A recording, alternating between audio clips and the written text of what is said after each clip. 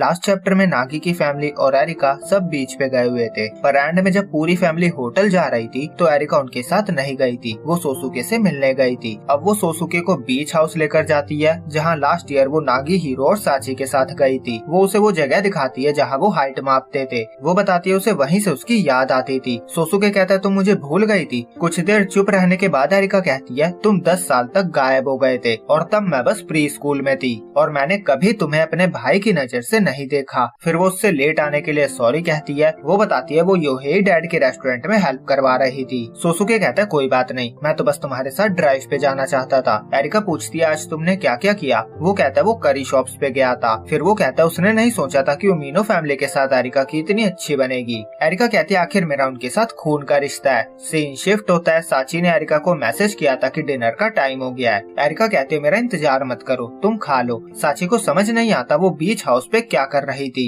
उसका खाना खाने का भी मन नहीं हो रहा था और वहीं नामी और योहेई डिनर फिनिश करके किचन के काम में उनकी हेल्प करवाने की कोशिश कर रहे थे क्योंकि होटल का स्टाफ बहुत लेजी था और नागी का भी यही मानना था। साची कहती है अब तुम भी शुरू मत हो जाना और फिर वो 10 पेस्ट्री खाती है। उसके बाद वो सब बाथ हाउस जाते हैं। वहाँ पे नागी और योहेई कंपटीशन करने लगते हैं। योहेई कहते लगता है तुम्हें अब बर्दाश्त नहीं हो रहा है। नागी कहता है ऐसा कुछ भी नहीं है। योहेई कहते आजकल के बच्चों में गट्स ही नहीं है। जब मैं बच्चा था अगर मैं शिकायत करता था तो मुझे पीटा जाता था। और कुछ देर के बाद योहेई से बर्दाश्त नहीं हो रहा था तो वो बाहर जाने लगते हैं, पर नागी नहीं जाता। वो और कोयला डालकर टेम्परेचर को बढ़ाने लगता है। ये देखकर तो योहेई भी हैरान हो जाते हैं। दूसरी तरफ साची और नामी भी गर्ल्स बाथ हाउस में थी। जब वो वहाँ से वापस आती हैं तो नागी और योहेई कुछ अच्छे हालात में नहीं दिख रहे थे। अगले सीन में वो सब टेबल टेनिस खेल रहे थे और नामी का जबरदस्त शॉट नागी का मुंह तोड़ देता है। साची कहती है मेरी टीम नागी के साथ बनाओगे तो मैं जीतूंगी कैसे। नागी कहता है तुम्हें मेरे फेस की चिंता नहीं हो रही है। वो सोचता है पता नहीं एरिका कहाँ रह गई है, वो यहाँ होती तो मेरी जगह वो खेल लेती। और साची एरिका को मैसेज करती है वो टेबल टेनिस खेल रहे हैं, पर एरिका बिजी थी इसीलिए कोई रिप्लाई नहीं आता। फिर पेरेंट्स कहते हैं जब तक एरिका नहीं आती एक और राउंड खेल लेते हैं, पर नागी साची मना कर देते हैं। फिर नामी दूसरी गेम्स ट्राई करती है। नागी कहता है इनमें इतना स्टेमिना कहाँ से आता है। फिर रात में वो फायरवर्क जलाने जाते हैं। साची ये भी मैसेज पे बताती है। एरिका कहती है मैं निकल रही हूँ, तुम मेरे बिना ही जला लो। साची खुश नहीं थी क्योंकि एरिका को बहुत ज्यादा टाइम लग रहा था। नागी कहता है अगर हम उसके बिना फायरवर्क जला ले और फिनिश भी कर दे तो भी वो बुरा नहीं मानेगी। फिर वो फायरवर्क्स जलाते हैं।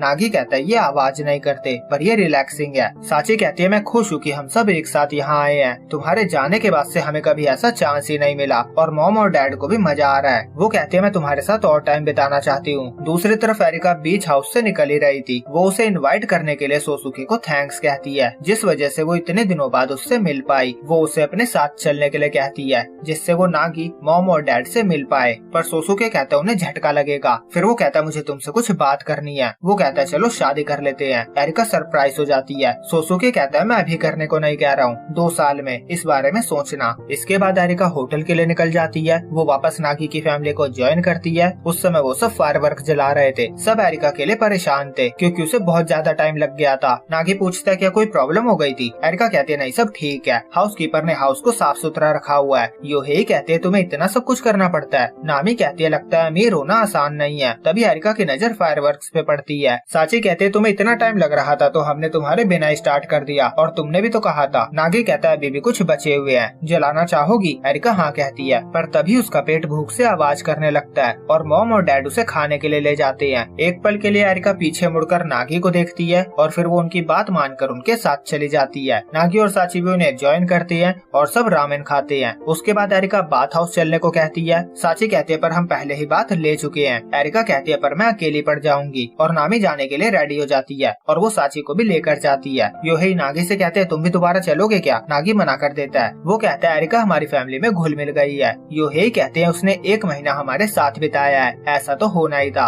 और वो नागी से पूछते हैं तुम्हारी भी उसकी फैमिली से बनने लगी होगी ना। नागी कहता है वो ऐसी फैमिली नहीं है। योहेई कहते हैं क्या तुम एरिका से जेलस हो। नागी कहता है पता नहीं, ये कॉम्प्लिकेटेड है, पर जो भी है मैं खुश हूँ। योहेई कहते हैं तुम्हारी आधी बातें तो मेरे सर के ऊपर से चली जाती है। अब सोने के टाइम बिस्तर देखकर एरिका शॉक हो जाती है क्योंकि वहाँ बहुत कम जगह थी। नामी कहती है यहाँ के रूम 4 लोगों के हिसाब से बनाए गए हैं। साची कहती है मुझे नागी के बगल में नहीं सोना। एरिका कहती है मुझे भी नहीं सोना। नागी कहता है मैं खुद नहीं सोना चाहता। नामी कहते हैं जब हमारे 2 बच्चे थे तो सब कितना आसान था। योहेई कहते हैं पर अब हमारे 3 बच्चे हैं और अब लाइफ बहुत अच्छी है। और एरिका एक आइडिया सजेस्ट करती है, पर मॉम कहती है कल हमें वापस जाना है तो चलो सो जाओ। जाओ। और जैसे पहले बिस्तर बिछा हुआ था सबको वैसे ही सोना पड़ता है। योहेई कहते हैं कभी नहीं सोचा था हम पांचों एक रूम में सोएंगे। नामी कहती है इसे ही खुशियाँ कहते हैं। एरिका कहती है हाँ ये बहुत मजेदार है। और सबके सोने के बाद वो मन में कहती है कम से कम मैं ऐसा सोचती थी। उसे मैरिज वाली बात ने सोच में डाल दिया था, उसे नींद नहीं आ रही थी, इसीलिए वो बीच पे जाकर बैठ जाती है। फिर नागी वहाँ आता है और कहता है नींद नहीं आ रही है क्या? एरिका डर जाती है। वो पूछती है वो यहाँ क्या कर रहा है? नागी कहता है पता नहीं, तुम बताओ। एरिका कहती है मुझे भी नहीं पता। और फिर दोनों बस बैठे होते हैं। वो क्रैब को आते हुए देखते हैं और जाते हुए देखते हैं। सिचुएशन बहुत ऑकवर्ड हो चुकी थी। फिर एरिका पूछती है क्या मैंने कुछ अजीब किया है? तभी नागी पटाखे निकालता है जो वो छुपा कर लाया था। वो कहता है तुम्हें जलाने देना। एरिका खुश हो जाती है। फिर वो पटाखे जलाते हैं। पटाखे के अलग अलग कलर्स इसे और मजेदार बना रहे थे। तभी एरिका को आइडिया आता है और वो एक साथ 8 जलाती है। वो नागी से कहती है देखो ये 8 ब्लेड स्टाइल है। तभी नागी पूछता है क्या बीच हाउस पे कुछ हुआ था? एरिका कहते तुम्हें पता चल गया? नागी कहता है हम 1 साल से साथ रह रहे हैं, पता कैसे नहीं चलता? एरिका कहती है मैं फ्यूचर के बारे में सोच रही थी। नागी कहता है मैं समझ सकता हूँ पर वेकेशंस की रात इस बारे में सोचने का सही टाइम नहीं है। एरिका एग्री करती है। वो कहती है तुम सच में बस नागी हो। नागी कहता है क्या तुम मुझे डिस कर रही हो? एरिका कहती है नहीं। दूसरी तरफ सोसुके कहता है तुम्हारा शौक होना लाजमी था एरिका,